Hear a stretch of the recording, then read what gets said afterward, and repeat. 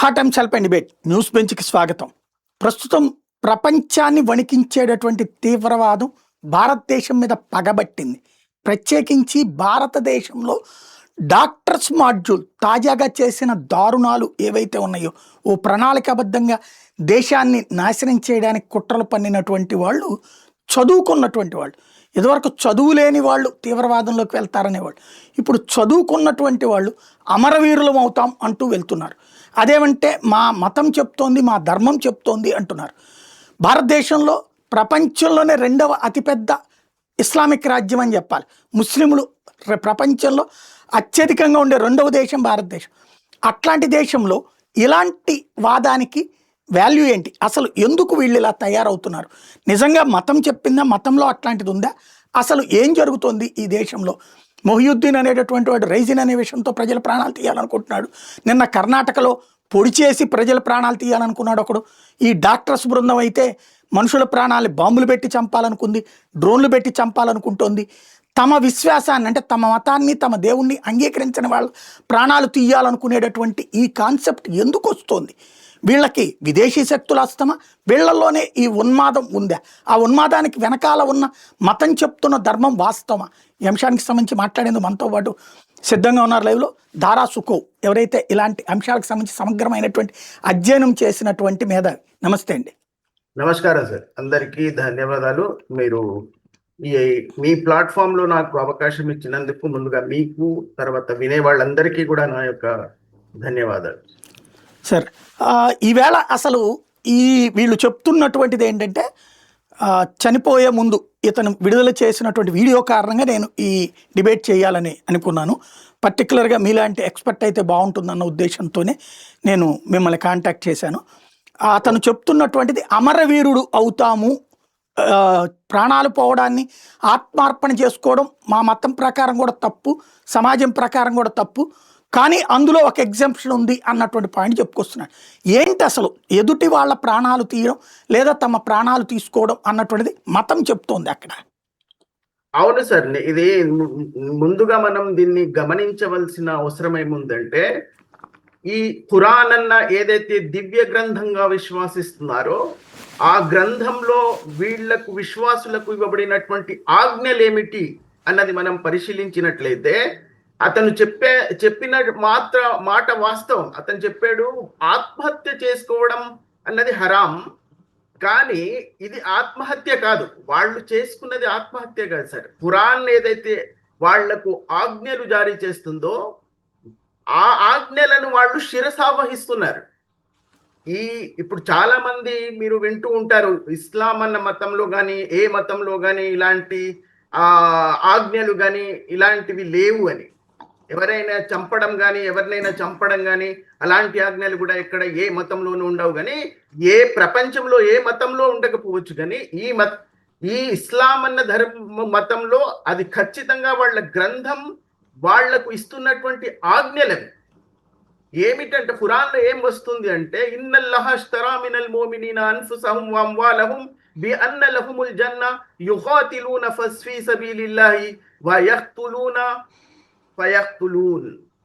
అంటే అల్లాహు, ఈ ఖురాన్లోని అరబ్బీ అల్లాహు, నేను మీ జీవితాలను ఈ జన్నత్ స్వర్గం అన్న దానికి బదులుగా మీ జీవితాలను నేను కొనుక్కున్నాను. మీకు ఆ స్వర్గం అనే వ్యాపారం, ఆ స్వర్గం అనే జన్నత్ని మీకు బదులుగా ఇచ్చి మీ జీవితాలను నేను కొనుక్కున్నాను. నేను మీతో వ్యాపారం చేశాను. ఈ వ్యాపారమే నేను చేస్తున్న వ్యాపారం. మీతో దీనికి మించిన లాభదాయకమైనటువంటి వ్యాపారం ప్రపంచంలో ఏది లేదు.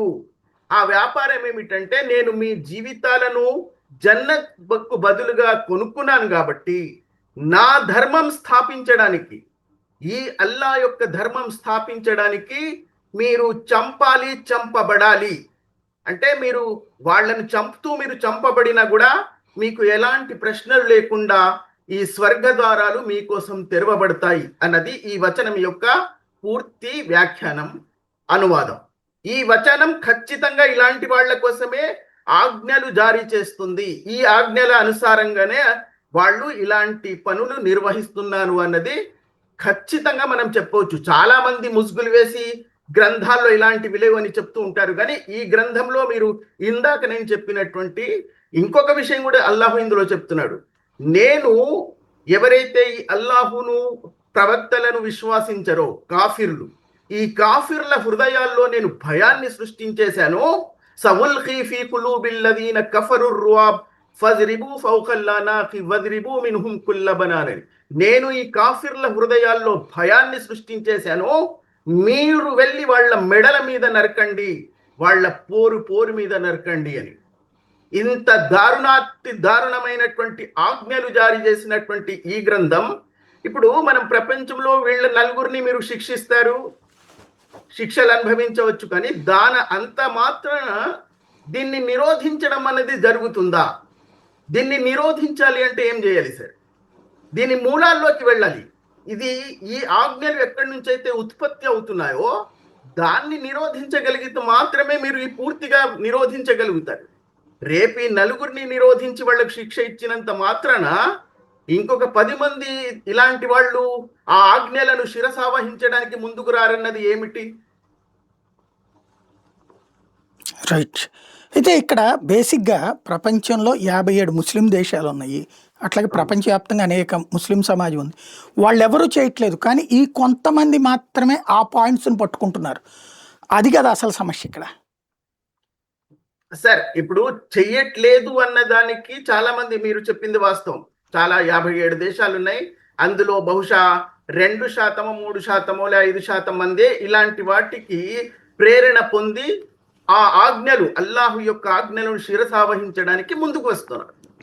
ఏ ఆజ్ఞలైనా ఎలాంటి విశ్వాసాలైనా దానికి అందరూ దాన్ని విశ్వాసిస్తున్నప్పటికీ కొందరు వాటి మీద తమ ప్రాణాలు అర్పించడానికి సిద్ధపడకపోవచ్చు, లేదా అంతటి విశ్వాసం వాళ్ళ హృదయాల్లో లేకపోవచ్చు, లేదైతే ప్రపంచాన్ని పరిశోధించిన ఈ ప్రపంచంలో మనం అందరము బ్రతకాలి అంటే అందరితో సమానంగా మానవత్వంతో బ్రతకాలి అన్న ఒక సహృదయం వాళ్ళలో ఉండవచ్చు. దాన్ని నేను ఎప్పుడు కూడా నిషేధించను. కానీ ఎప్పుడైతే మతపరంగా ఇలాంటి ఆజ్ఞలు ఆ గ్రంథంలో నుంచి జారీ చేయబడ్డాయో దాన్ని స్ఫూర్తిగా తీసుకొని దాన్ని శిరసావహించడానికి ముందుకు వచ్చే వాళ్ళు ఉంటారు. అది 1% ఉంటారా 10% ఉంటారా అన్నది అప్రస్తుతం. మనకి ఆ 1 మంది 1000 మందిని చంపగలిగే ఆ విస్ఫోటనం సృష్టించగలిగితే వాళ్ళు 10 మంది 1 మంది అన్నది మనం పరిగణలోకి తీసుకోకూడదు. ఎందుకంటే ఇప్పుడు ఈ దాదాపు 3000 కిలోగ్రాముల అమోనియం నైట్రేట్ ని వాళ్ళు సేకరించి పెట్టారు అంటే వాళ్ళు 3000 మంది లేరు సార్. వాళ్ళు ఏదో 10-15 మంది ఉండి ఉంటారు, 20 మంది ఉండి ఉంటారు. ఈ 20,000 మంది ప్రాణాలను కూడా తీయగలిగే శక్తివంతమైనటువంటి పేలుడు పదార్థాలను సేకరించి పెట్టుకున్నారు అంటే వాళ్ళు మొత్తం మంది కలిసి చేస్తున్నారా 1% చేస్తున్నారా అన్నది ప్రసక్తి లేకుండా పోతుంది. అర్థమవుతుందా సార్? నేను ఇంకోటి చనిపోయిన వాళ్ళలో ముస్లిమ్స్ కూడా ఉంటున్నారు, అది కూడా మర్చిపోతున్నారు వీళ్ళు. ఇప్పుడు ఏంటంటే వాళ్ళ ఖురాన్లో కూడా అల్లాహు అనే ఈ శక్తి ఎవరైతే వాళ్ళు విశ్వసిస్తున్నారో అది కూడా ఏం చెప్తుందంటే, మేము కొన్ని నగరాలనే నాశనం చేసేసాం పూర్వంలో. అంటే అల్లాహు దగ్గర కూడా అలాంటి టెక్నిక్ ఏమీ లేదు. ఖచ్చితంగా వాళ్ళనే పట్టుకొని చంపడానికి ఎవరైతే అవిశ్వాసులు ఉన్నారో, కాఫిర్లు ఉన్నారో, ముష్రికులు ఉన్నారో, ఈ సమూహంలో వాళ్ళను వెతికి పట్టుకోవడానికి ఇప్పుడు ఇజ్రాయిల్ దగ్గర డ్రోన్స్ ఉన్నాయి, మన దేశంలో కూడా చాలా ఉన్నాయి. ఖచ్చితమైనటువంటి పాయింట్ మీద ఒక వ్యక్తిని దాడి చేయాలి అంటే ఆ వ్యక్తిని మాత్రమే వాళ్ళు టార్గెట్ చేసి వెళ్ళొచ్చు. పక్కన పెట్రోల్ పంప్ ఉన్నా కూడా ఖతర్లో జరిగినప్పుడు మనం చూసాం. పెట్రోల్ పంప్ కూడా ఏమీ జరగలేదు, ఆ కట్టడం మాత్రం. కానీ ఇక్కడ అలాంటిది లేదు. సౌకర్యాలు లేనప్పుడు వాళ్ళు అలా చెయ్యాలి, వేరే మార్గం లేకున్నప్పుడు అలాగే చేస్తారు. రైట్. ఇక్కడ ప్రధానమైనటువంటి అంశం ఏంటంటే ఇప్పుడు అరబ్ దేశాల వాళ్ళు పాకిస్తాన్ వాళ్ళని, ఆఫ్ఘనిస్తాన్ వాళ్ళని ముస్లింలుగా చూడరు. అదే సందర్భంలో వీళ్ళేమో హిందువుల్ని కాఫీర్లుగా, హిందువులైనా, బౌద్ధులైనా, క్రైస్తవులైనా, జైనులైనా, లేకపోతే సిక్కులైనా వీళ్ళందరినీ అజ్ఞానులుగా చూస్తారు. ఎందుకు అలాగా సార్? ఖురాన్నే బోధిస్తున్నది. ఇక్కడ ఖురాన్లో చాలా సందర్భాల్లోనూ ఖురాన్లో కాఫిర్లను, ముష్రికులను దుర్మార్గులని, దుర్గంధులని, దుష్టులని ఇలాంటి వాక్యాలతో సంబోధించింది వీళ్ళను. ఈ ఖురాన్ అనే గ్రంథమే వీళ్ళని ఈ పదాలతో సంబోధించినప్పుడు మీరు ఎవరైతే ఏ అనుమానం లేకుండా, ఏ సాక్ష్యం అడగకుండా, ఏ ప్రశ్నలు సంధించకుండా నా ఉనికిపై కానీ నేను పంపించిన ప్రవక్తలను కానీ మీరు ఎలాంటి ప్రశ్నలు వేయకుండా అంగీకరిస్తే అలాంటి వాళ్ళ నెత్తి మీద కిరీటం ధరించింది ఖురాన్. ఏమిటంటే కుంతుం ఖైర ఉమ్మతిన్ నుఖ్రిజత్ లిన్నాస్ అని చెప్పింది. మీరు ఏ ప్రశ్నలు వేయట్లేదు, మీరు సాక్ష్యాలు అడగట్లేదు నా ఉనికి పట్ల కానీ, నేను పంపించిన ప్రవక్తల పట్ల కానీ, నా గ్రంథాల పట్ల కానీ. కాబట్టి మీరే ఉత్తమోత్తములు ఈ ప్రపంచంలో. ఎవరైతే మా ఉనికి మీద కానీ, మా ప్రవక్తల మీద కానీ, మా గ్రంథాల మీద కానీ ప్రశ్నలు సంధిస్తున్నారో, సాక్ష్యాలు అడుగుతున్నారో వాళ్ళు దుర్మార్గులు, దుష్టులు అని సంబంధించింది. రైట్. ఈ మధ్యన మహమ్మద్ బిన్ సల్మాన్ అయితే దీంట్లో సౌదీ అరేబియా యువరాజు కంప్లీట్ డిఫరెంట్ పాత్ చూపెడుతున్నారు కదా, దాన్ని ఎలా అర్థం చేసుకోవాలి? అది వాస్తవం చెప్పాలంటే మొహమ్మద్ బిన్ సల్మాన్ లాంటి వాళ్ళు మానవత్వం ఆలోచించి చేస్తున్నారా, లేదా ఇప్పుడు ఆధునిక ప్రపంచంలో ఇలాంటి తత్వశాస్త్రం కానీ, ఇలాంటి భావజాలం కానీ మనం చేస్తే లేకపోతే విశ్వాసించి మనుగడ కొనసాగించడం కష్టం కాబట్టి బహుశా దాన్ని అర్థం చేసుకుని వాళ్ళు ఆ తత్వశాస్త్రాన్ని మార్చి ఆలోచిస్తున్నారా అన్నది కూడా మనం ఖచ్చితంగా చెప్పలేం. మీరు చెప్పింది వాస్తవం. మొహమ్మద్ బిన్ సల్మాన్ లాంటి వారు సార్ ఒక 2 సంవత్సరాల క్రితం సౌదీ అరబ్లోని చాలా స్కూల్స్ లో ఒక డ్రామా ప్లే చేశారు. అందులో ఈ చిన్న చిన్న పిల్లలు, ఒక అబ్బాయి ఏమో సూర్యుడిని కాంతి చూపిస్తూ ఉంటాడు. చిన్న చిన్న అమ్మాయిలు, కౌమార దశలో ఉన్న అమ్మాయిలు తమ హిజాబ్లను విసిరివేసి ఆ హిజాబ్ మీద నడుచుకుంటూ ఆ వెలుగు వైపు వెళ్తూ ఉంటారు. ఇలాంటి ఒక డ్రామా సౌదీ అరబ్ స్కూల్స్ లో ప్రదర్శింపబడింది. ఇది మన భారతదేశంలో ఎవరైనా ప్రదర్శించగలరా? అంటే వాళ్ళు వెలుగు వైపుకు వెళ్ళడానికి ప్రయత్నం చేస్తున్నారని సింబాలిక్ గా చూపించాడు. కొత్త ఆధునిక ప్రపంచంలో ఈ 6వ శతాబ్దపు తత్వశాస్త్రం కానీ, ఆజ్ఞలు కానీ, వాళ్ళ విశ్వాసాలు కానీ ఈ ఆధునిక ప్రపంచంలో మనం మనుగడ కొనసాగించాలి అంటే వాటిని మనం పక్కన పెట్టేయాలి. లేకపోతే మన మనుగడకే ప్రమాదం, మన జాతికే ఇది ప్రమాదకరంగా మారుతుందని బహుశా వాళ్ళు అర్థం చేసుకుని ఉంటారు. రైట్. నాకు ప్రధానంగా అర్థం కాదు ఏంటంటే నేను సౌదీ అరేబియా మన దుబాయ్ చూశాను. అక్కడ ఉన్నటువంటి వాళ్ళు ముస్లిమ్స్ మద్యం సేవించరు, లేదా వాళ్ళ పద్ధతి వాళ్ళు ఫాలో అవుతున్నారు. అదే పాకిస్తాన్ వాళ్ళని ముస్లింలుగా వాళ్ళు ట్రీట్ చేయట్లేదు. పాకిస్తాన్ ముస్లింల్ని అంటే పాకిస్తాన్ ముస్లింలు కొంతవరకు ట్రీట్ చేస్తారు. ఎంతవరకు అంటే వాళ్ళు మద్యం సేవించవచ్చు, 20 రూపాయలు పన్ను ఏదో కట్టాలి, 20%. అదే ఇండియన్ ముస్లిమ్స్ని అయితే అసలు ఏమి కాంటాక్ట్ అంటే వాళ్ళని పరిగణలోకి తీసుకోరు. ఎందుకని ఈ తేడా ఏమి సార్? ఇప్పుడు వాళ్ళ విశ్వాసం అంటే వాళ్ళు దాన్ని పూర్తిగా విశ్వాసిస్తున్నారా, లేదా ఆ ధర్మాన్ని కానీ ఆ మతాన్ని వాళ్ళ పూర్వీకులు వాళ్ళకి ఇచ్చినటువంటి ఒక సంపదగా దాన్ని ఒక ఆస్తిగా వాళ్ళు ఉపయోగించుకుంటున్నారా అన్నది మనం ఇక్కడ గమనించాలి.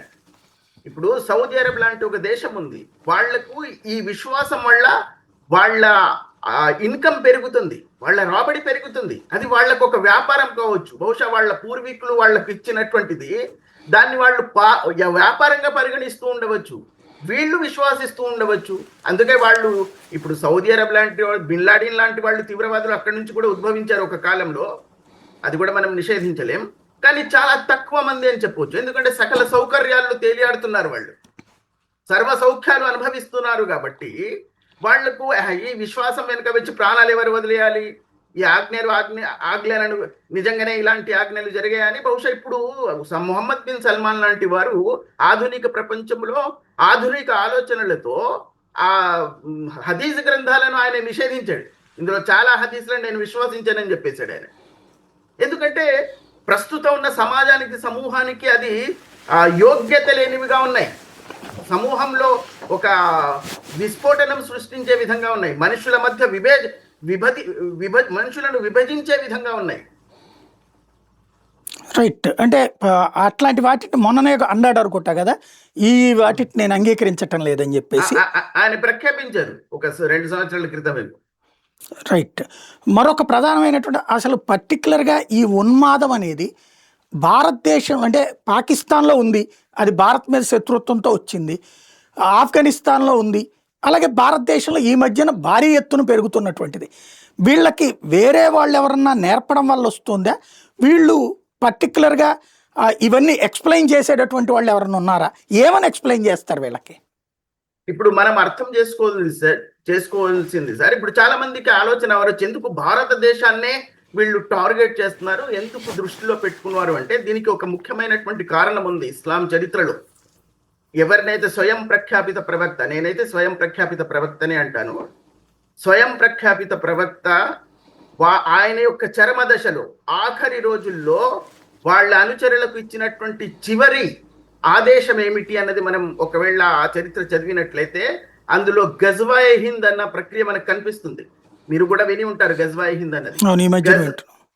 ఎందుకు మరి ప్రపంచంలో ఇన్ని దేశాలున్న తర్వాత ఇన్ని ప్రదేశాలు ఉంటే ఆ ప్రవక్త ఈ భారతదేశం మీదనే ఎవరైతే దండెత్తి దాన్ని ఆక్రమించుకుంటారో, ఆ దండెత్తడంలో ఆ ఆక్రమించుకోవడంలో పాలు పంచుకుంటారో వాళ్ళు నేరుగా ఈ స్వర్గంలోకి ప్రవేశించబడతారు అని ఎందుకు చెప్పారు?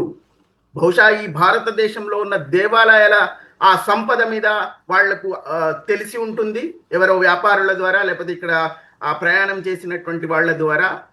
ఎందుకంటే దానికి మన దగ్గర సాక్ష్యాలు ఉన్నాయి. సోమనాథ్ టెంపుల్ మీద గజనవి ఆక్రమించుకున్నప్పుడు, ఆ ధ్వంసం చేసేసి ఆ దేవాలయాన్ని పూర్తిగా ఆక్రమించుకున్నప్పుడు అందులో వాళ్ళ చరిత్ర పుస్తకంలోనే రాసి ఉంది, ఇస్లామిక చరిత్ర పుస్తకంలో. మేము 50,000 మంది హిందువులను చంపేసి, కేవలం 50,000 మందిని చంపేసి ఈ సోమనాథ్ ఆలయాన్ని ఆక్రమించుకున్నామని అతను రాశాడు. అందులో ఖలీఫాకు లెటర్ రాశాడు, ఇరాక్ లో ఉన్న ఖలీఫాకు గజ్నవి, నేను ఆక్రమించుకున్నాను కేవలం 50,000 మందిని. అంటే బహుశా ఆ ఆజ్ఞను శిరసావహించడానికి తమ ప్రవక్త చివరి ఆజ్ఞలు ఏదైతే ఉన్నాయో, చివరి ఆదేశాలు ఏవైతే ఉన్నాయో, గజ్వాయ్ హింద్, భారతదేశాన్ని ఎవరైనా ఆక్రమించుకోవడానికి అందులో పాలు పంచుకుంటారో వాళ్ళు నేరుగా స్వర్గంలోకి వెళ్తారని, కాబట్టి వాళ్ళు అందులో పాల్గొంటున్నారు. అది భారతదేశాన్ని టార్గెట్ పెట్టుకున్నారు. ఇది చాలా సింపుల్, 5వ తరగతి విద్యార్థులు కూడా చెప్పగలరు. అంటే గజ్వాయ్ హింద్ అంటే భారత్ ని ఇస్లామీకరణ చేయటమా? భారత్ మీద ఆక్రమించుకొని ఇస్లాం షరియా నియమాన్ని అక్కడ స్థాపించాలి, అల్లా యొక్క ధర్మాన్ని అక్కడ స్థాపించాలి. ఎవరైతే అందులో పాల్గొంటారో అలాంటి వాళ్లకు మేము స్వర్గంలో నేరుగా ఆ ద్వారాలు తెరిచి ఉంచుతాం. ఓకే, అంటే ఇప్పుడు వీళ్ళు కూడా అట్లా స్వర్గానికి వెళ్ళడం కోసం ఈ పని చేస్తున్నట్టు గజ్వాయ్ హిందులో భాగంగా సందేహం లేదు. ఎందుకంటే స్వర్గంలో 72 కన్యలు ఉంటారు. ఉప్పొంగిన వక్షోజాలతో కవాయిక తురాబా అని రాశాడు వర్ణనలు ఖురాన్లోనే. ఆ జన్నత్ లో హూర్లు ఎలా ఉంటారు అన్నది వాళ్ళ వర్ణనలో కూడా ఉన్నాయి. అలాంటి వాళ్ళ కోసం తప్పిస్తూ ఈ 72 కన్యల కోసం వాళ్ళు చేస్తున్నారు, అందులో సందేహం ఉంది. అంటే వీళ్ళకి వాస్తవంగా ఇదివరకు కాశ్మీర్లో అంటే ఒక సాధారణ పరిస్థితులు, చాలా ఇబ్బందికర పరిస్థితులు ఉండేవి, వాళ్ళ మధ్యన తగవులు ఉండేది, ఆ తగవుల కారణంగా వాళ్ళకి ఎదుగుదల లేదు కాబట్టి అనేవాళ్ళు. కానీ ఇప్పుడు వాళ్ళందరూ డాక్టర్లు, ఒక ప్రొఫెసర్ల స్థాయిలో పనిచేశాక ఈ భూమి మీద మనం బతికి ఉపయోగం లేదు, స్వర్గానికి వెళ్తే అక్కడ 72 మంది అమ్మాయిలు ఉంటారని ఈ చదువుకున్నటువంటి వాళ్ళు ఎలా నమ్ముతున్నారని. ఎందుకంటే సార్, ఇది ఎప్పుడైతే ఒక చిన్న పాప పుట్టిన వెంటనే, బహుశా ఏ మతంలోనూ ప్రపంచంలో లేదు అనుకుంటాను అలాంటి ఒక ఆచారం, ఈ ముస్లిం సమాజంలో పాప అబ్బాయి గాని అమ్మాయి గాని పుట్టిన వెంటనే ఇంకా ఈ ప్రపంచంలో శ్వాస కూడా తీసుకోకముందే ఆ అబ్బాయి చెవుల్లో ఆ అరబ్బీ వచనాలను ఊదేస్తున్నారు. అల్లాహు అక్బర్, అల్లాహు తప్ప వేరే దైవం లేదు, అల్లాహువే పెద్ద అని. ఈ వచనాలు ఆ కర్ణభేరి నుంచి ప్రవేశించి మస్తిష్కంలోకి చేరి ఇది మనిషిని ఒక పెద్ద అనెస్థేషియాగా మారి అతన్ని జడుల్ని చేసేస్తుంది.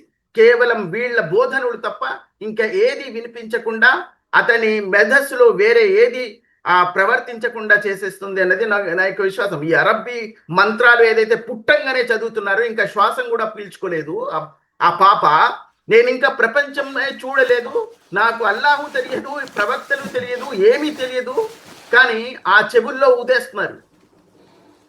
ఈ ప్రక్రియ బహుశా అది అనెస్థేషియాగా పనిచేసి లేదా ఒక పెద్ద మంత్రంగా పనిచేసి వాళ్ళ మేధస్సులో జీవితాంతం వాళ్లకు ఒక జడ పదార్థంగా మార్చివేస్తుంది. నాకు ఒక అర్థం కానిది ఏంటంటే కరెక్ట్ ఇప్పుడు ఈ డాక్టర్ గారు ఆ ఉమర్ నబీ అనేటటువంటి వాడు ఎవరైతే అతనేమో తను చచ్చిపోతే స్వర్గానికి వెళ్తే 72 మంది అమ్మాయిలు దొరుకుతారు. ఆ డాక్టర్ షహీనా అని వీళ్ళకి నాయకురాలు ఉంది, మరి ఆవిడ ఎక్కడికి వెళ్తుంది? అదే నేను కూడా నా వీడియోలు చాలా వీడియోలు మేము ఇంతకు ముందు కూడా ఇప్పుడే కాదు చాలా రోజుల నుంచి మేము స్త్రీలను వాళ్ళను కనీసం వాళ్ళ మేధస్సులను ప్రక్షాళనం చేయడానికి వాళ్ళను ఆలోచనాత్మకంగా మీకు ఏం జరుగుతుంది. నేను 2 రోజుల క్రితమే నా ఛానల్లో ఒక చిన్న వీడియో కూడా పెట్టాను. స్త్రీలు మాట్లాడుకుంటున్నట్టు వాళ్ళు ఇప్పుడు పురుషులకు ఉన్నాయి 72 కన్యలు ఉన్నాయి, మధుపాన సముద్రాలు ఉన్నాయి, అన్నీ ఉన్నాయి వాళ్ళకి. మరి స్త్రీలకు ఏం దొరుకుతుంది? ఇది చాలా మంది వేసినటువంటి ప్రశ్నలే. దానికి ఇస్లాం చరిత్రలో ఏ సమాధానము లేదు. కానీ ఎక్కువ మంది విశ్వాసులు స్త్రీలే జిహదీలుగా మారుతున్న దృశ్యం మన కళ్ళ ముందు ఆవిష్కరించబడుతున్నాయి. అదే మరి ఏం చెప్తున్నట్టు వాళ్ళకి? ఎందుకంటే ISISకి వెళ్తున్నారు వీళ్ళని. అదేదో మన కేరళ నుంచి ఇప్పుడు ఆ కేరళ ఫైల్స్ లాంటి సినిమాలు వచ్చింది కూడా అందుకే కదా. ఏమని నమ్ముతున్నారు వీళ్ళు?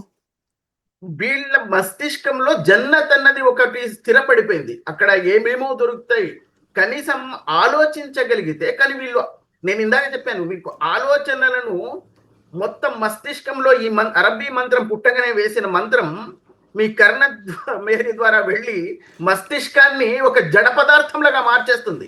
వాళ్ళు ఆలోచించినట్లయితే వాళ్ళు అందులో నుంచి బయటపడగలుగుతారు. ఇదంతా ఒక కల్పితం, ఎవరో తమ స్వార్థం కోసం సృష్టించింది, పురుషుల కోసం నిర్మించబడిందని అర్థమైపోతుంది. చిన్న 5వ తరగతి అమ్మాయిలకు సైతం అర్థం అవ్వాల్సింది. కానీ ఎందుకు అర్థం కావడం లేదు అంటే ఈ అరబ్బీ మంత్రం మస్తిష్కంలోకి వెళ్ళి ఒక అనెస్థేషియా లాగా పనిచేస్తుంది. వాళ్లకు ఆలోచించడానికి ఆస్కారం లేకుండా పోతుంది. ఆ మేధస్సును జడ పదార్థంగా మార్చివేస్తుంది.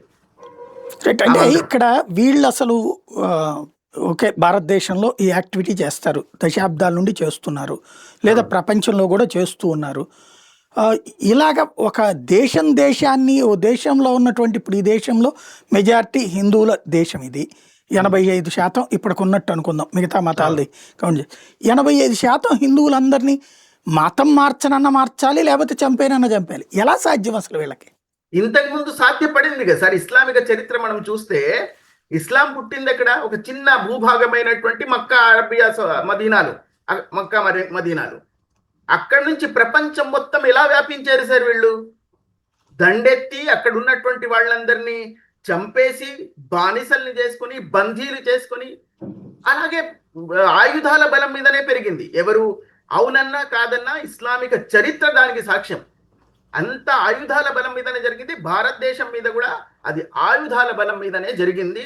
వాళ్ళు అదే విశ్వాసిస్తున్నారు. ఇప్పుడు పరిస్థితులు వాళ్లకు ఆయుధాల బలం మీద చేయగలిగే పరిస్థితులు లేవు కాబట్టి బహుశా ఇప్పుడు ఒక దేశంపై దండెత్తాలి అంటే ఇప్పుడు ఆ గుర్రాల మీదకి వచ్చి చేసే పరిస్థితులు లేవు. కాబట్టి ఆధునిక ప్రపంచంలో మనిషి తన మేధస్సుతో కనిపెట్టిన, శాస్త్ర పరిజ్ఞానంతో కనిపెట్టిన ఉపకరణాలన్నీ వీళ్ళు దీనికోసం ఉపయోగించుకుంటున్నారు. మీరు ఇప్పుడు ఇందాక అడిగారు ఈ డాక్టర్లు ఎందుకు ఎలా మారుతున్నారు అంటే, వాళ్ళు మనం చూసాం అమెరికా మీద ట్విన్ టవర్స్ మీద వేసినప్పుడు ఎవరిని ఎన్నుకున్నారు సార్? వాళ్ళు పైలట్లను ఎన్నుకున్నారు. ఎందుకంటే పైలట్లు అయితే అది సరిగ్గా నిర్వహించగలరు. ఎందుకంటే ఆ విమానాలతో దాడి చేయాలి కాబట్టి, ఆ విమానాలను నియంత్రించగలగాలి అంటే దానికి పైలట్లు కావాలి. కాబట్టి వాళ్లను ఎన్నుకొని వాళ్ళ బ్రెయిన్ వాష్ చేసి ఈ గ్రంథంలోని వచనాల ద్వారా వాళ్ళ బ్రెయిన్ వాష్ చేశారు. ఇప్పుడు ఒక శాస్త్రీయ పరిజ్ఞానంతో ఉన్నటువంటి వాళ్ళు ఈ బాంబులు పేల్చగలుగుతారు. కెమికల్స్ గురించి అవగాహన ఉన్నటువంటి వాళ్ళు కావాలి అంటే ఎవరు? కెమికల్స్ గురించి పెద్దగా అవగాహన ఉన్నటువంటి వాళ్ళు డాక్టర్లు. ఈ అమోనియం నైట్రేట్ లాంటి విస్ఫోటక పదార్థాలతో విస్ఫోటనాలు సృష్టించాలి అంటే కాస్తైనా సాంకేతిక పరిజ్ఞానం, శాస్త్రీయ పరిజ్ఞానం కావాలి కదా. అందుకే డాక్టర్లను ఎన్నుకున్నారు. వాళ్ళను బ్రెయిన్ వాష్ చేశారు. వాళ్ళకి ఇంకొకటి, బ్రెయిన్ వాష్ చేయడానికి వాళ్ళ తత్వశాస్త్రం వాళ్ళు బోధించడం లేదు. వాళ్ళది చెప్తే వాళ్ళు ఎందుకు నమ్ముతారు? ఈ పవిత్ర గ్రంథం దివ్య గ్రంథంలోనే ఇలాంటి స్ఫూర్తి పొందే వచనాలు ఉన్నాయి కాబట్టి అది వాళ్ళ మెదడులో మంత్రాల రూపంలో వాళ్ళ మస్తిష్కంలోకి ఎక్కిస్తున్నారు. రైట్. అంటే ఇందాక మీరు చెప్పినటువంటి పదాల అందులో అవును ఉన్నటువంటి అవును అది ఖచ్చితంగా మీరు నేను ఇందాక చెప్పింది మీరు కావాలనుకుంటే నేను సృష్టించిన వచనాలు కావవి. అధ్యాయం 9 111వ వచనం నేను చెప్పాను. అధ్యాయం 8 12వ వచనం చెప్పాను. రైట్. ఇక్కడ సాధారణంగా మన హిందూ ఇప్పుడు వీళ్ళు ఏమంటారంటే ఒకళ్ళని చంపారు, లేకపోతే మా పాత నాయకుడిని చంపారు, లేకపోతే మా వాళ్ళని చంపారు, లేదా మీరు చెప్పినట్టుగా గజ్వేయి హిందూ. ఇప్పుడు భారతదేశంలో ఇన్ని వేల మంది కాదు, ఇన్ని లక్షల మంది హిందువులు ప్రాణాలు కోల్పోయారు ఈ పాకిస్తాన్తో యుద్ధం సందర్భంలో, లేదా పాకిస్తాన్లో హిందువులను ఊచకోత కోయడం వల్ల, కాశ్మీర్లో ఊచకోత కోయడం వల్లనో ఇట్లాగా. కానీ ఏ హిందువు తిరగబడి మనం 10 మంది వేరే వాళ్ళని చంపాలని అనుకోవట్లేదు కదా. ఇంత బాధ్యతగా ఉంటున్నారు, చట్ట ప్రకారం శిక్షించాలంటున్నారు, న్యాయబద్ధంగా శిక్ష పడాలంటున్నారు కదా.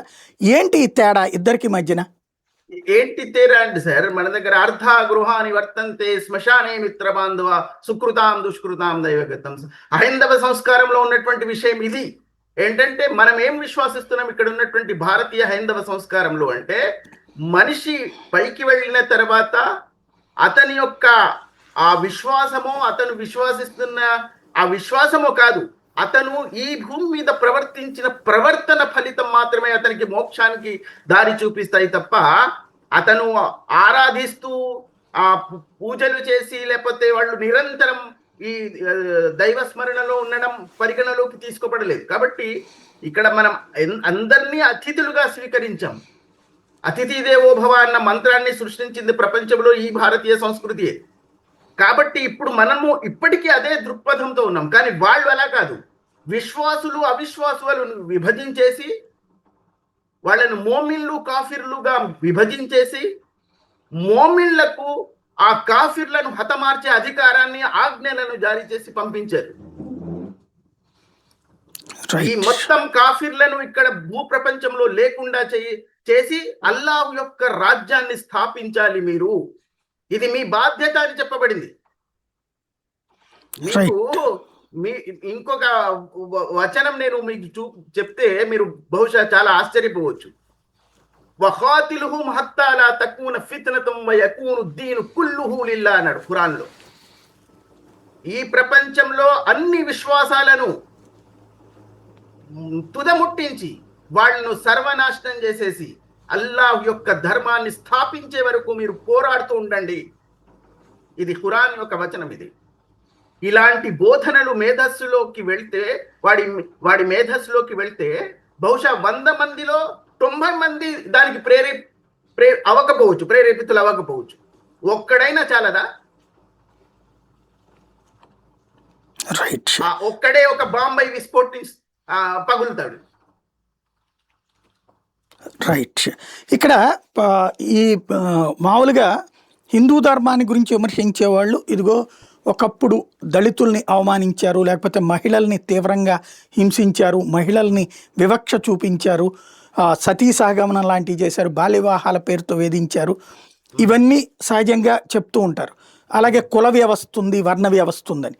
ముస్లింలలో కానీ క్రైస్తవుల్లో కానీ ఆ వ్యవస్థలు లేకపోవడం వల్లనే అక్కడికి టర్న్ అవుతున్నారు అన్నటువంటిది నాస్తికులు కావచ్చు, హేతువాదులు కావచ్చు, లేదా యాంటీ హిందుత్వవాదులు కావచ్చు చెప్తుంటారు. దాని వెనకాల ఉన్న వాస్తవం ఏంటి?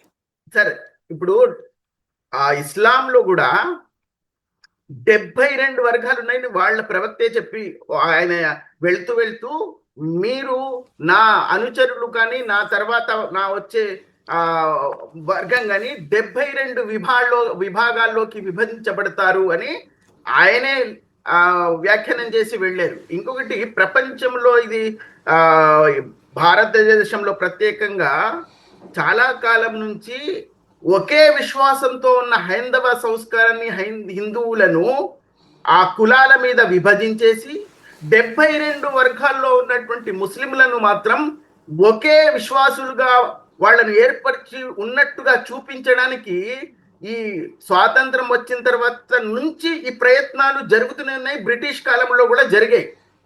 నిజం చెప్పాలంటే ఇప్పుడు మీకు షియాలు సున్నీలు ఎందుకు కొట్లాడుకుంటున్నారు సార్? వాళ్ళిద్దరు ముస్లింసే కదా. ఇద్దరు ఖురాన్ను ప్రవక్తను విశ్వసించే వాళ్ళుగా. ప్రపంచంలో ఆ ఇరాన్ యుద్ధం ఉండి ఉంటుంది చాలా మందికి. ఎంత పెద్ద యుద్ధం జరిగింది, 8 సంవత్సరాలు. ఎందుకు జరిగింది సార్ అది?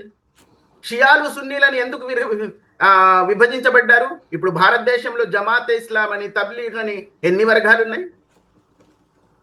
దాన్ని ఎవరు సూచించి చెప్పరు. ఇప్పుడు హైందవ సంస్కారంలో కొన్ని లేనటువంటివి ఎవరో సృష్టించి బహుశా దాన్ని విభజించి ఉండవచ్చు, కానీ సంస్కర్తలు వచ్చి దాన్ని వాళ్ళు సంస్కరించేశారు. ఇప్పుడు మీరు ఏది సంస్కరించండి. ఇదే భారతదేశంలో 25 వచనాలు ఖురాన్లో ఇంత మనుష్య నరమేధం సృష్టించడానికి స్ఫూర్తినిస్తున్నాయి. అలాంటి వచనాలను నిషేధించాలి అని కోర్టుకు వెళ్తే కోర్టు ఆ తీసుకెళ్లినట్టు అతని మీదని 50,000 జుర్మానా వేసింది.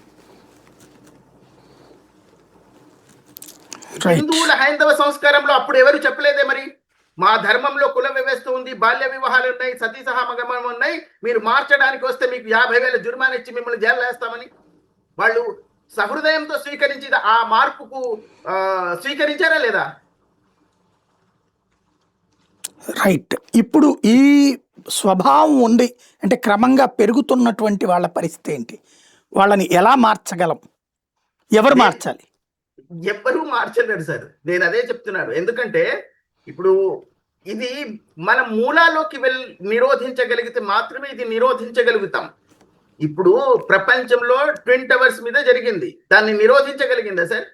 ఆ నలుగురికి, ఆ 10 మందికి 20 మందిని శిక్షించి ఉండవచ్చు, వాళ్ళు చనిపోయి ఉండవచ్చు. అంత మాత్రాన అది ఆగిపోదు. ఎందుకంటే ఆ ఉత్పత్తి కేంద్రం ఎక్కడ ఉన్నది అన్నది మనం కనిపెట్టాలి. ఆ ఉత్పత్తి కేంద్రాన్ని మనం ఇప్పుడు మీరు సిగరెట్లు నిషేధిస్తారు, ఫ్యాక్టరీని మూసేస్తే కానీ అది నిషేధం అవ్వదు. రైట్. అంటే ఇలాగా ఇప్పుడు వాస్తవంగా చెప్పాలంటే ఇండియాలో కొన్ని ప్రాంతాల్లో ఆల్రెడీ సంఖ్య మారిపోతూ వచ్చింది, డెమోగ్రఫికల్ చేంజ్. భవిష్యత్తులో హిందుత్వ అనేటటువంటిది ఇక అటు క్రైస్తవీకరణ వైపుకో ఇటు ఇస్లామీకరణ వైపుకో వెళ్ళిపోతుందా? అందుకే మేము హెచ్చరిస్తున్నాం. ఇక్కడ ఉన్నటువంటి హైందవ సంస్కారాన్ని కానీ, ఇక్కడ ఉన్నటువంటి భారతీయ సంస్కృతి రక్షించబడాలి. ఈ దేశం ముఖ్యంగా రక్షించబడాలి అంటే ఇక్కడ జరిగినటువంటి పెద్ద కుతంత్రం ఏమిటంటే సార్, దేశ విభజన మత ప్రాతిపాదిక మీద జరిగినప్పుడు పాకిస్తాన్ అనే దేశానికి మత ప్రతిపాదికన పూర్తి స్వేచ్ఛ ఇచ్చేసి భారతీయులకు మాత్రం వాళ్ళ తల మీద జీహదీలను తలపాగలుగా చుట్టి మాకు ఇచ్చేశారు ఇక్కడ.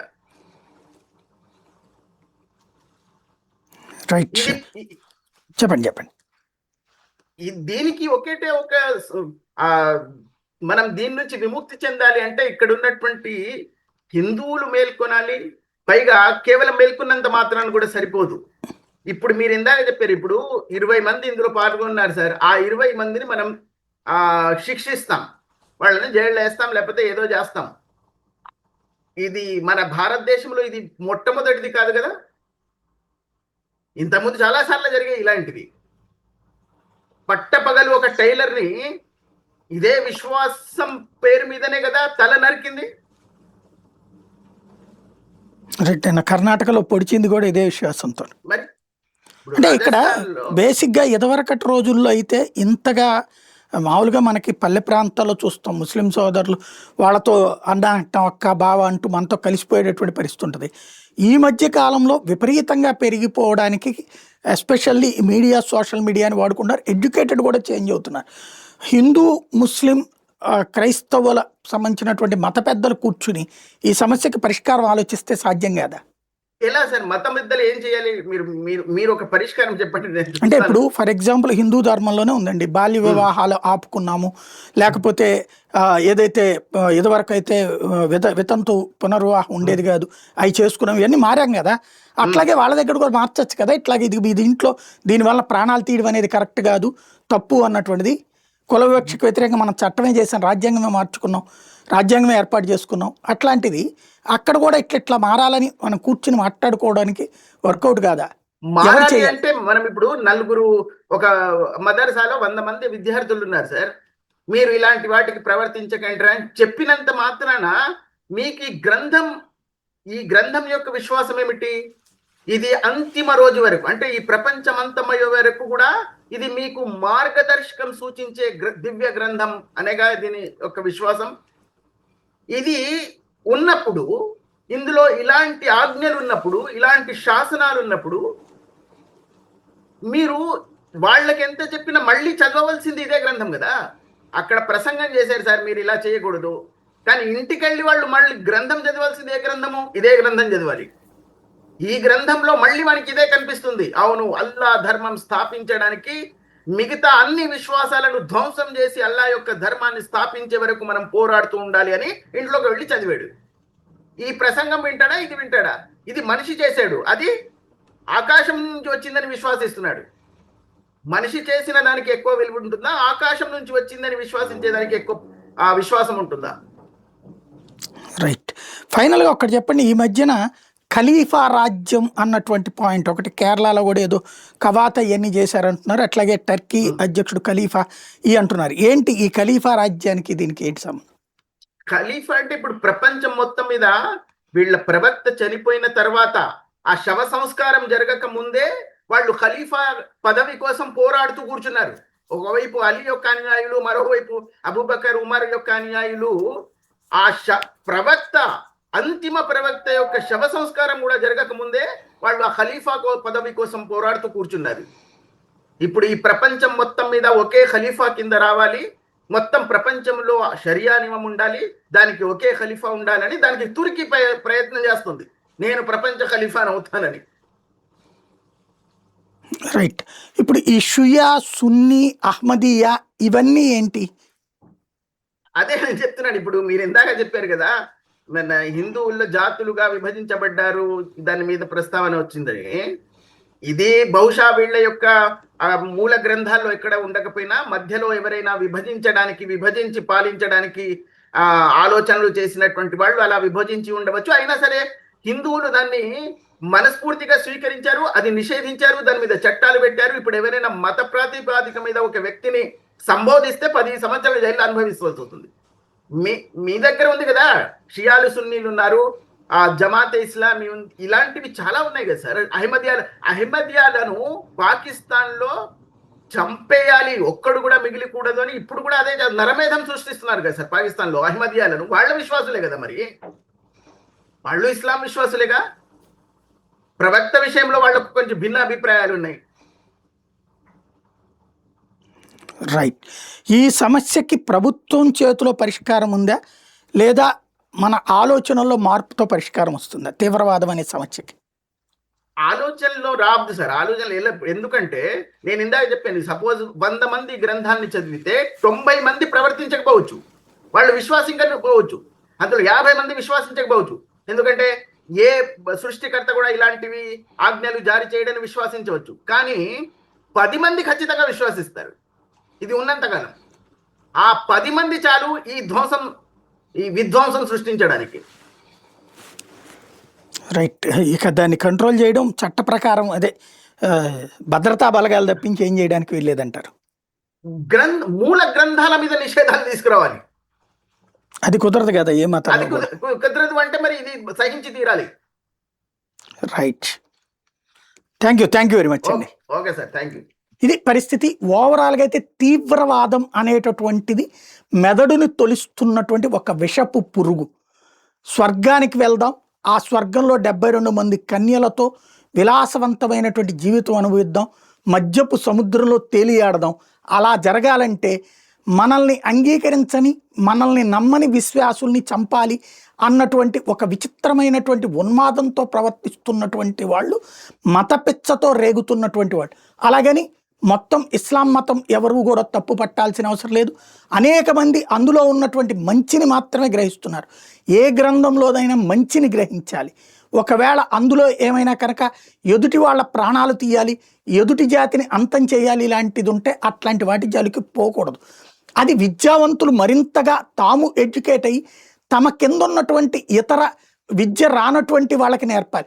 కానీ విద్యావంతులే ఆ విధమైనటువంటి లోకం సృష్టిస్తామంటూ ప్రజల ప్రాణాలు తీయడానికి డ్రోన్ల, విష పదార్థాల, బాంబులు తయారు చేస్తామా, చేసి ప్రజల్ని చంపేస్తూ తాము చచ్చిపోతూ స్వర్గానికి వెళ్తాం అనేటటువంటి ఈ రాక్షస భావజాలానికి ముగింపు పలకకపోతే ఈ ప్రమాదం వెంటాడుతుంది, వేటాడుతుంది. కాబట్టి ప్రతి ఒక్కళ్ళు దీని మీద చర్చించాలి. ఇది నిర్మాణాత్మక చర్చ జరగాలి, దూషణలు ఉండకూడదు. బాధ్యతాయుతమైన నిర్మాణాత్మకమైన చర్చ జరిగి దీన్ని పరిష్కరించుకునేందుకు అందరూ కూర్చుని సంప్రదించుకుని ఆలోచించాల్సిన సందర్భం ఇది అనేది విద్యావంతులైన డాక్టర్లే టెర్రరిస్ట్ మాడ్యూల్స్గా మారి 3000 కిలోల పేలుడు పదార్థాలతో ఈ దేశంలో వేలాది మందిని చంపాలనుకున్నటువంటి సందర్భంలో ఆలోచించాల్సిన అవసరం ఉంది.